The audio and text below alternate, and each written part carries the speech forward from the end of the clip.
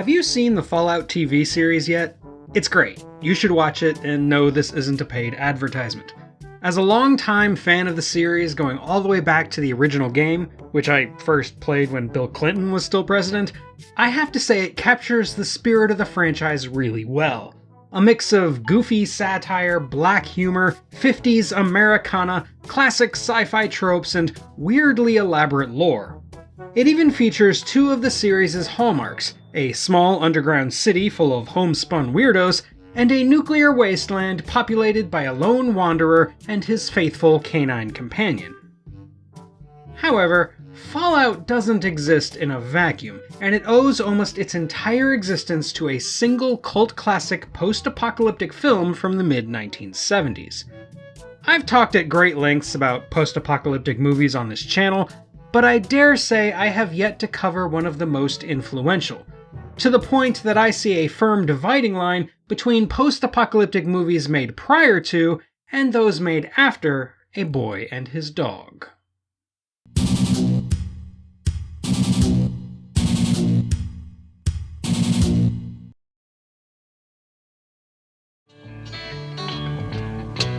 A boy and his dog can go fishing. It is 2024, and the world is looking pretty bleak. Vic wanders the nuclear wasteland with his telepathic dog Blood in search of the next meal and the next female. They eventually come across Quilla June, an oddly clean and beautiful young woman who escapes from Vic's clutches after capturing his attention. He chases her to her home in the underground town of Topeka, where he has been masterfully lured to serve as breeding stock for the next generation.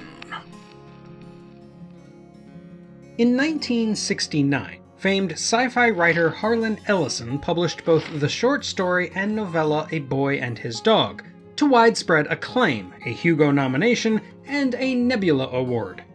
Ellison planned from the very start to adapt the story to either film or television, and went to work on a script.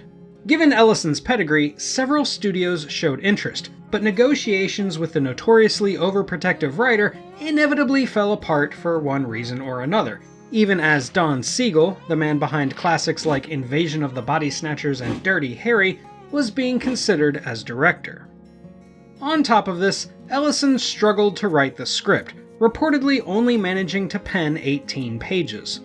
While meeting with several prospective producers for the film, he met L.Q. Jones, known mostly as a character actor, though he had produced 3 previous films: The Devil's Bedroom, which he also directed, The Witchmaker, and The Brotherhood of Satan. Ellison admired Jones's independent spirit and felt the man understood his wishes for the film, and so he handed the project over completely, and then refused to be involved in the process until the film was ready to be released. Jones himself wrote the script, aiming to be as true to the original story as possible, and it took him over a year to complete it because he had his day job as an actor. He wound up having to produce and distribute the film himself, along with his production partner Al V. Moore, and thus, after several years of pre-production, A Boy and His Dog began filming in mid-1973. The male lead, Vic, is played by a 24-year-old Don Johnson, a decade before he'd have his breakout role in Miami Vice. He'd been around for a few years and had a few small roles, but A Boy and His Dog would prove to be his first notable film. Opposite him as the female lead, Quilla June, is the former Playboy playmate Suzanne Benton, whose most notable prior role was in Catch-22. Benton beat out over 300 other actresses for the part. Probably the most famous acting talent on set, though, was that of the classically trained Jason Robards, who plays the megalomaniacal Lou Craddock, a role that almost went to Robert Ryan, who unfortunately had to bow out due to a losing battle with lung cancer. The real star of the film, though, is Blood, the titular dog, played by Tiger, who also played the pet of the same name on The Brady Bunch. There was a push after the film released for Tiger to be nominated for a Best Supporting Actor Oscar, The idea of a non-human being given such an honor happens relatively frequently, believe it or not, and according to Jones, he did win a Patsy, though I can't confirm this as finding a complete list of Patsy winners is surprisingly difficult these days. I hope the next time you play with yourself, you go blind. As for Blood's voice, they considered the great James Cagney, and even did screen tests with a Cagney impersonator to see if it would work. However, Jones ultimately decided that such a recognizable voice would be too distracting, and after a search through over 500 other voice tests, they hired character actor Tim McIntyre, who also wrote most of the music for the overground section of the film. Incidentally, to help with said music, McIntyre brought in The Doors' Ray Manzarek. Meanwhile, Dr. Moore is played by producer Albie Moore, who had previously appeared in all three of Jones's previously produced films. Mez is played by Helene Winston, who appeared in 2 of those same films. Veteran film noir actor Charles McGraw plays the Reverend, former heavyweight boxer Hal Baylor plays the android Michael, and Hawaiian Eyes Anthony Isley is the voice behind the incessant Topeka loudspeaker. We close the committee's presentation of Sound Tours into the Past. There are also small cameos from production secretary Maggie Smith and L.Q. Jones himself from The Devil's Bedroom.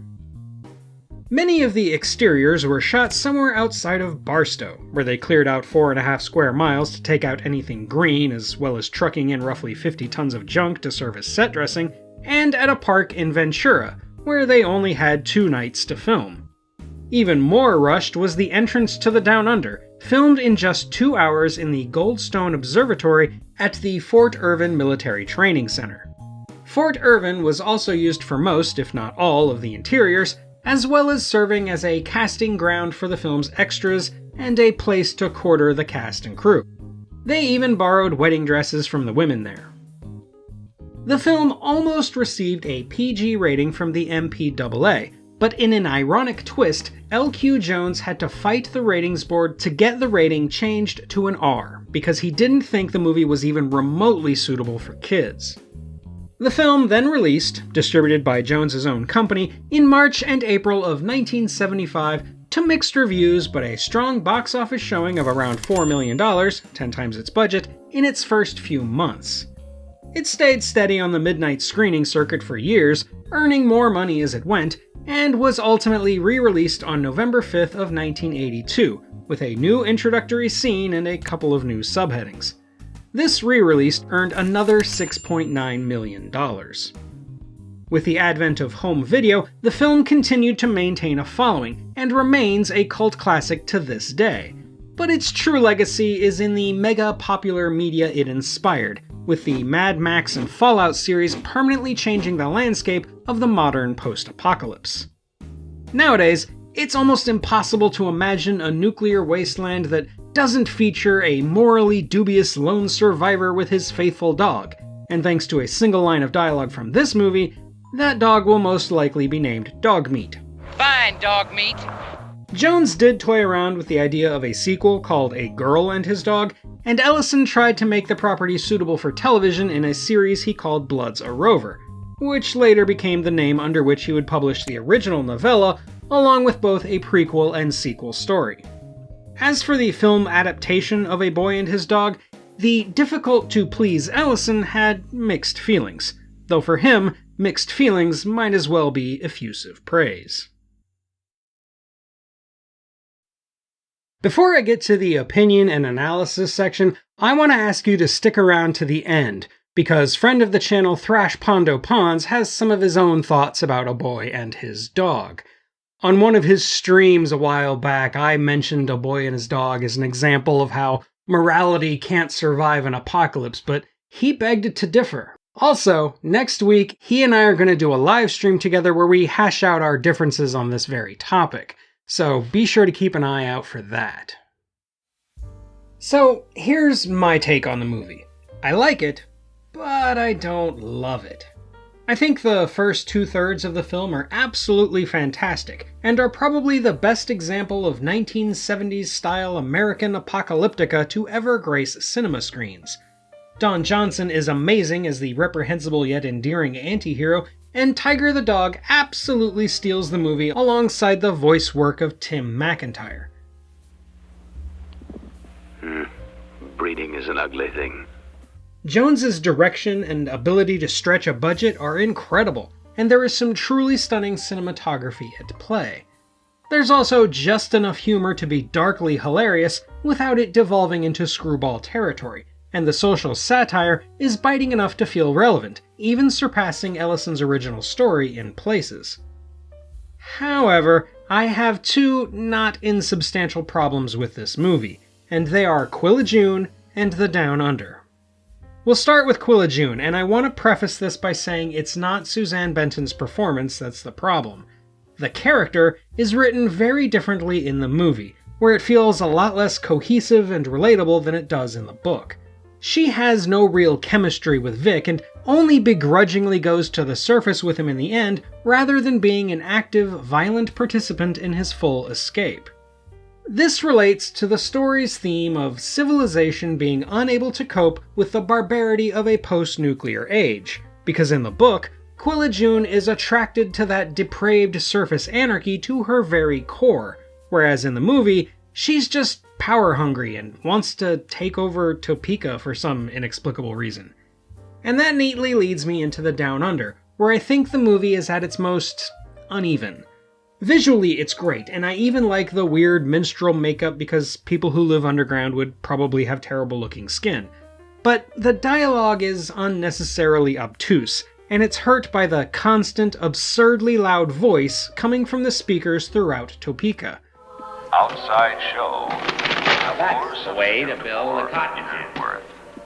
Another helpful Quilla-June.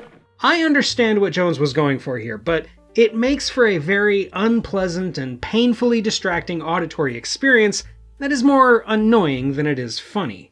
The entire climax, to me, feels hard to get invested in while listening to hokey music and a recipe for red flannel hash. So now let's talk about the ending. Spoiler alert, obviously. Both versions of the story deal with provocative gender politics, with the surface world representing a male-dominated horror and the Down Under an emasculated hellscape. But I'm not going to get into that here. I like having my videos monetized. Suffice it to say, the ending is supposed to shock, and in the context of gender, it's supposed to highlight what we would today call an inherent power imbalance. Vic and Quilla-June make it to the surface and meet up with a dying Blood, who is too weak to move, and because there is no food within miles, Vic winds up killing Quilla-June in order to feed his beloved dog. To be fair, that's kind of what the Topekans wanted to do to him. The scenario plays out by implication, much the same in both the movie and book, but in the book, it ends with Vic thinking about something Quilla-June asked him about what he knew about love, with Vic concluding that, quote, a boy loves his dog, unquote. This is a brilliant line and turns the entire narrative on its head, revealing that this was a love story all along. However, the movie ends with a different line, which is this. She said she loved me. Well, I'd say she certainly had marvelous judgment, Albert, if not particularly good taste. Ellison, of course, hated this change, and felt that it nearly ruins the entire thing. He denounced it as misogynistic and puerile, as though the story up until this point hadn't been, and fought bitterly with Jones over its inclusion, ultimately losing that battle. Later in life, Ellison toned down this critique and tried to highlight everything the movie does right, but he obviously never really got over it. And though I can completely see his point, I have to side with Jones, mostly because I never believed there was anything between Vic and Quilla-June in the movie, and because the needs of a film are very different from the needs of a short story. Also, for the record, and call me whatever you like because of it, but I think that final line is really, really funny. Wait. Just hold up 1 second there, Sonny Jim. Couple things I want to point out at this point.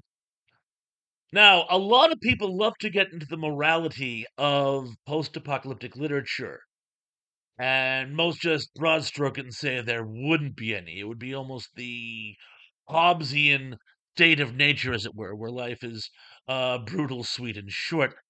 I think it goes the other way. I think if anything, morality would be a more common theme, simply for the fact that you would actually see people having true love for one another as opposed to being restricted to societal constraints, because there wouldn't be any. And that brings us here to A Boy and His Dog, which is really, some people say it's a love story. I think it's more of a buddy film. There's actually very little space in between the two, but surely we see here Vic, or Albert if you prefer, and Blood do genuinely love one another. Sometimes it's a little harder to see than others, but they're more than simply survival partners. They do actually love one another. Now, what we brings us to our next question is what they do to survive morally reprehensible or morally acceptable?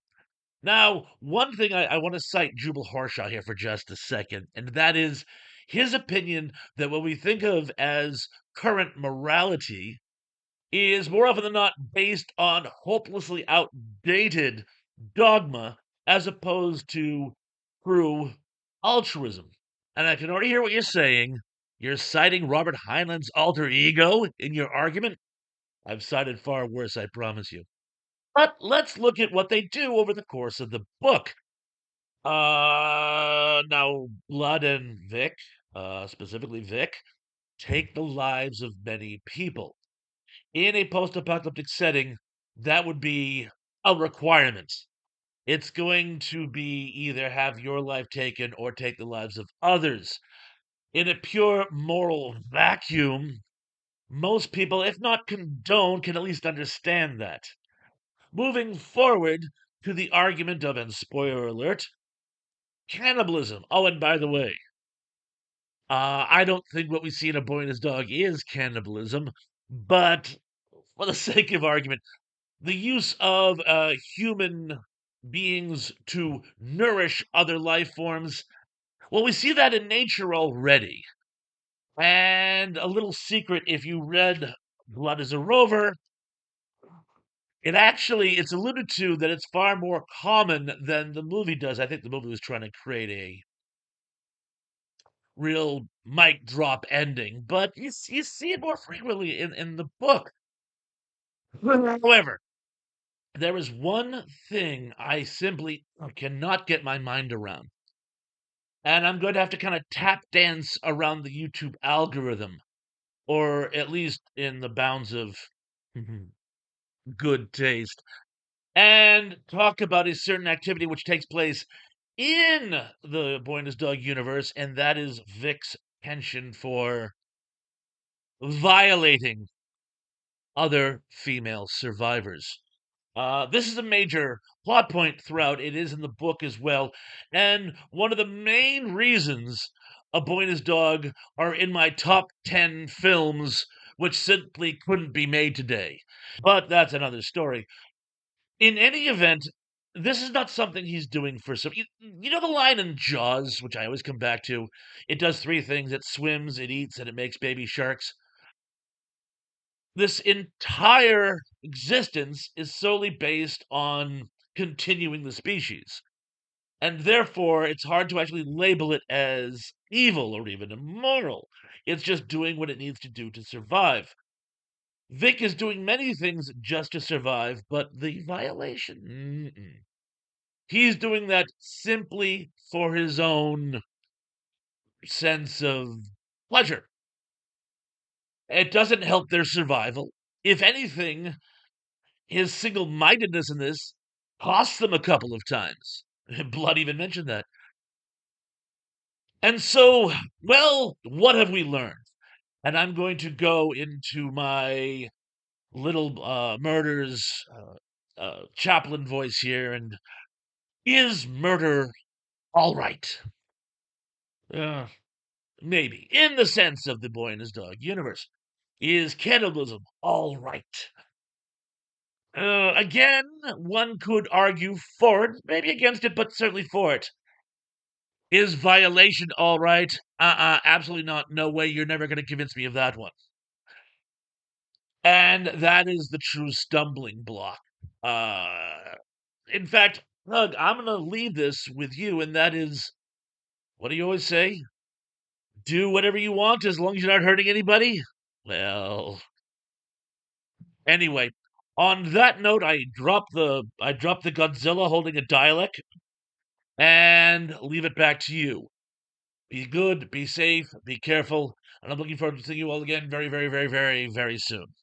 Thrashpondo Pons, ladies and gentlemen. Go check out his channel if you haven't already. And as I mentioned before, keep an eye out for a live stream that he and I are going to do next week. Hope to see you then. And that's all for today, my fellow Earthlings.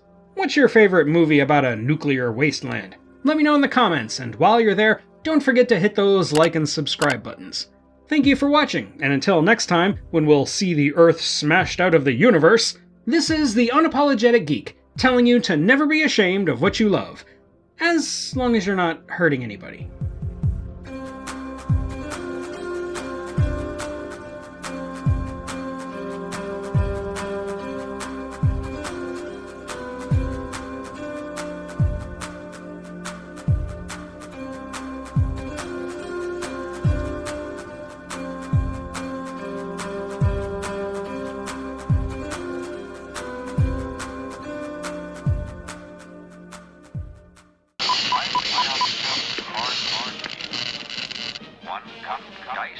Let's get another Michael out of the warehouse.